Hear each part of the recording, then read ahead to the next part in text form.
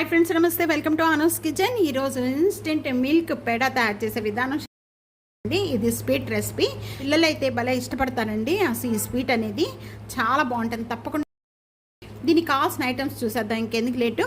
ఇది ముఖ్యంగా చెప్పాలంటే సాయిబాబాకి ఇష్టమైన స్వీట్ అండి. 1 కప్ అనేది మిల్క్ తీసుకుంటే 1 కప్ బెల్లం తీసుకోవాలి. ఇక్కడ మీరు కావాలి అనుకుంటే ఈ ప్లేస్లో షుగర్, అలాగే మిల్క్ పౌడరు కొద్దిగా, ఇక్కడ మీరు ఈ ప్లేస్లో మనం బాదం పప్పు తీసుకోవచ్చు, జీడిపప్పు వేయించి తీసుకోవచ్చు.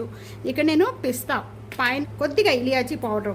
ఈ ఇలియాచీ పౌడర్ అనేది నేను షుగర్లో ఇలియాచీ వేసేసి మిక్సీ చేసేసుకొని ఈ విధంగా పౌడర్గా పెట్టుకుంటాను. ఈ తక్కువ ఐటమ్స్తో చాలా టేస్టీ అయిన స్వీట్ అనేది ఎలా తయారు చేయాలో చూపించబోతుంది. ముందుగా ఈ స్వీట్ తయారు చేసుకోవడానికి కప్ అనేది ఇక్కడ మిల్క్ అనేది యాడ్ చేసేస్తున్నాను. మనం పట్టుకోగానే వేడిగా ఉండాలి, అంతవరకు కూడా చాలండి.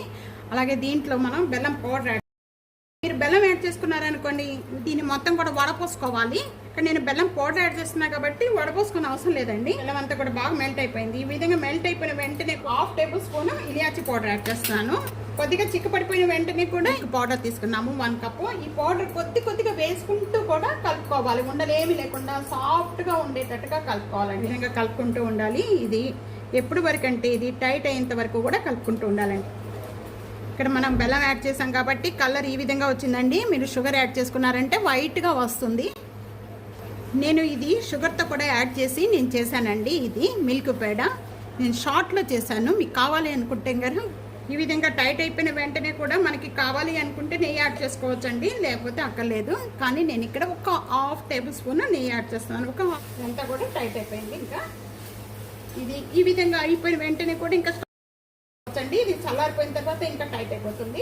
ఒక ప్లేట్లోకి యాడ్ చేసేసుకుందాం అండి. చల్లారిపోయిన వెంటనే కూడా ఒక గిన్నెలో కొద్దిగా నెయ్యి అనేది ఈ విధంగా తీసుకొని చిన్న ఉండలు ఇదిగోండి ఈ విధంగా చేసుకోవాలి. ఈ విధంగా మనం డెకరేషన్కి మధ్యలో పిస్తా పెట్టుకోవచ్చు, జీడిపప్పు పెట్టుకోవచ్చు, చిన్న పీసెస్ కట్ చేసుకొని పెట్టుకోవచ్చు. ఈ విధంగా మీకు ఏ సైజు కావాలి అనుకుంటే ఆ సైజు ఈ విధంగా చేసుకోవాలి. అన్నీ కూడా మీరు ఎక్కడి నుంచి కామెంట్ చేస్తున్నారా అనేది కూడా ప్లేస్ కూడా తెలియజేస్తే చాలా బాగుంటుందండి. ఇన్స్టెంట్ మిల్క్ పేడ రెడీ అయిపోయిందండి. ఈ విధంగా తప్పకుండా తయారు చేయండి. ఇది తయారు చేసి మీకు ఎలా ఉందనేది కామెంట్స్లో తెలియజేయండి. తక్కువ ఐటమ్స్తోనే చాలా టేస్ట్గా ఉండే ఇన్స్టెంట్ మిల్క్ పేడ రెడీ అయిపోయింది. ఫ్యామిలీకి ఫ్రెండ్స్కి వీడియోని షేర్ చేసి వీడియోని లైక్ చేస్తూ ఉండండి. Thank you for watching.